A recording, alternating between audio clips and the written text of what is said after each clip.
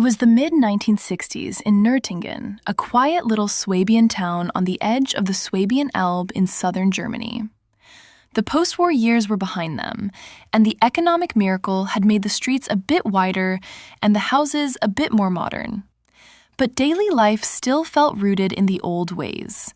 People knew one another, greeted each other on the street, and a strict traditional morality still lived in many minds. Gossip could travel faster than the bus to Stuttgart. In this world, something very special happened in our Protestant church. A whole week of children's evangelistic meetings. Every afternoon, dozens of boys and girls streamed into the church hall, or, when the weather was nice, out onto the churchyard. We sang happy songs, heard Bible stories, crafted with glue and scissors, played circle games, and learned that Jesus especially loved the children. For me, little Freddie, just 7 years old at the time, this week was like a bright ray of light in an otherwise busy childhood. The person in charge was not a trained theologian or an experienced kindergarten teacher. It was a young woman named Elsa. By day, she worked as an ambulance nurse, on call day and night, rushing to serious accidents, helping with births, or aiding heart attack patients.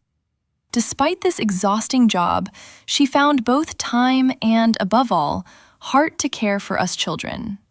She did it with a warmth, a joyfulness, and a genuine love for Jesus that cannot be learned. She was about 21 years old then, for us kids already a real grown-up, yet still close enough to truly understand us. At home, we were 4 siblings, 2 brothers and 2 sisters, born one right after another. The house was full of life and full of work. My mother had her hands more than full, washing diapers by hand, cooking several times a day, cleaning, calming the little ones when they cried, and trying to keep the household somewhat in order. A washing machine was still a luxury, and shopping was often done by bicycle or on foot. Elsa knew our situation. Maybe she had heard about it at church or during a visit. One day, she simply offered, "I can take Freddie with me sometimes, and little Edward too when it fits. Then Mom can catch her breath a little." My mother was infinitely grateful. That was the beginning of one of the most beautiful times of my entire childhood. I got to go with Elsa to the children's meetings, and sometimes even on little trips.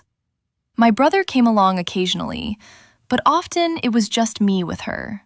That felt extra special. Elsa had an open, friendly face, bright eyes, and a laugh that was contagious. She often smelled a bit like hospital soap and disinfectant, but that didn't bother me. On the contrary, it belonged to her. She usually wore simple dresses, even when she came straight from duty, and she always had time for a hug or an encouraging word. Elsa drove a small Fiat, one of those cute little Italian cars that were very popular in the 60s. For us children, it was an adventure on wheels. But it had one weakness. It overheated quickly, especially in summer or when driving uphill. We wouldn't even be a few kilometers down the road before the temperature gauge would start climbing. "It's getting warm again," Elsa would say with a crooked smile, pull over to the side of the road, and turn off the engine. Sometimes steam really poured out of the radiator. We got out, stretched our legs, and while the Fiat cooled down, she told us stories.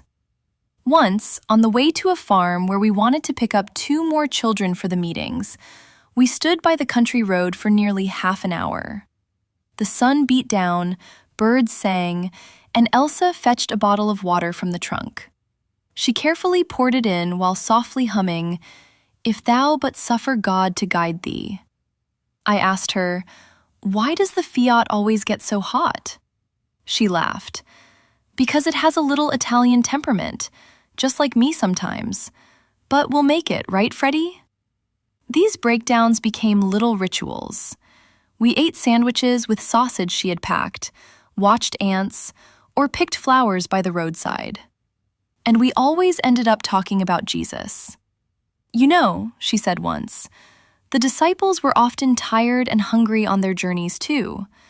But Jesus always took care of them, just like he is taking care of us right now while the Fiat cools down." Those moments sank deep into my heart. At home, there was constant noise and hustle. Here, there was peace, attention, and a wonderful feeling. The children's meetings themselves were simple but full of heart. Elsa usually started with a joyful song, "Jesus loves the little children." Then she told the Bible stories so vividly that we could almost see them. I especially loved the story of Jesus calling the children to him when the disciples wanted to send them away. "Let the little children come to me, and do not hinder them," Elsa would say in her warm, firm voice. "For the kingdom of heaven belongs to such as these." She looked straight at us, and I felt personally addressed. We made paper boats, colored the feeding of the 5,000 with crayons, acted out Bible scenes, and learned short verses by heart. Sometimes Elsa brought a guitar, and we sang together until the hall shook. But the very best days were when she took us out of town, to other children or on visits. Once we drove to an elderly, bedridden woman. I was allowed to give her a picture I had painted and sing, "Jesus is my best friend." The woman had tears in her eyes and squeezed my hand tightly. On the way back, Elsa said softly, "You see, Freddie, sometimes a little song or a picture is enough to give someone hope, more than all the medicine in the world." Another time, we visited a sick child who couldn't come to the meetings. We played in the garden, sang, and prayed together. Of course, the Fiat overheated again on the way home. We sat in the shade of a tree, and Elsa told us about her daily life as a nurse, about the people she accompanied in the ambulance, about the driver Max, and how she often prayed silently for them. These outings were like little vacations for me. I looked forward to them days in advance whenever Mom said, "Elsa is coming again tomorrow." The week flew by. The children's week ended with a little celebration where we could take our crafts home. Normal life continued. Months later, without any warning for us children, everything changed. Elsa suddenly got married and moved away. It all happened very fast. No long explanations, no big farewell party, just gone. For me as a 7-year-old, a small world collapsed. The Fiat disappeared, the outings stopped, Elsa's warm voice was no longer there. I was sad, but as a child, you quickly adapt to new realities. Life with the 4 siblings went on. School, play, everyday routines. What I didn't know then and only learned many decades later. After her wedding, Elsa moved to Leonberg, Germany, specifically to a remote farmstead outside the town, about 40 kilometers from Nürtingen. Instead of narrow town alleys, there were wide fields, the smell of stables, fresh country air, and a quieter, simpler life. I imagine her arriving there with her husband on a farm where chickens clucked, cows mooed, and the work never ended. She probably still helped with the farm work and cared for neighbor children. She had her own children and lived, as far as we know, a modest but deeply God-centered life, full of hard work on the farm. The faith she had so vividly passed on to us children remained her anchor. The remote farm was far enough from the gossip in Nürtingen. There she could perhaps start anew, away from the malicious tongues that had made her life difficult. Many decades passed. I grew up, started a family, worked, lived my life. The memory of Elsa became a gentle, warm childhood recollection, like an old photo you take out once in a while. Then, when I was already over 60, I sat with my elderly mother. She was telling old stories again, as old people do. Suddenly, she mentioned Elsa. "Do you actually know why she had to leave so suddenly back then?" she asked. I shook my head. My mother sighed deeply and looked out the window for a long time. There were people in Nürtingen who spread really nasty rumors. They claimed Elsa was having an affair with your father. Of course, that was completely made up.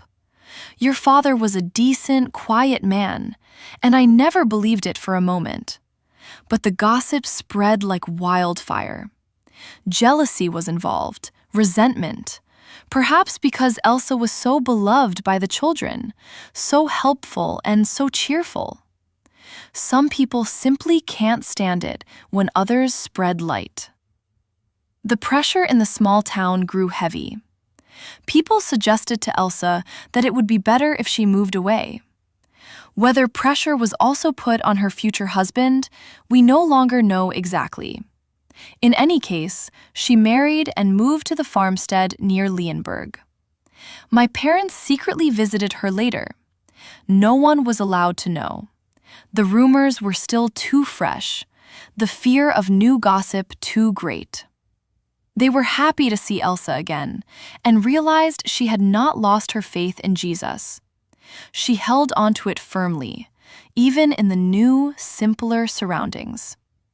Unfortunately, Elsa died much too early, before she even turned 60.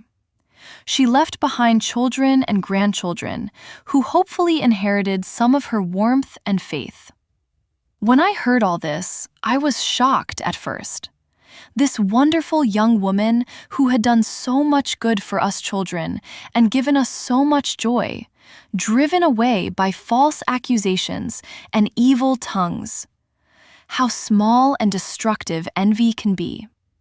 It eats not only at the one who carries it, but poisons entire communities. Today, I often think back on Elsa, not with bitterness, but with deep gratitude. As a little boy, she showed me how beautiful it is when someone really has time to listen, to laugh, to sing, and to talk about Jesus. The old Fiat, the steaming hood, the songs by the roadside, these images still accompany me today. And I have learned, envy and malice are terrible powers.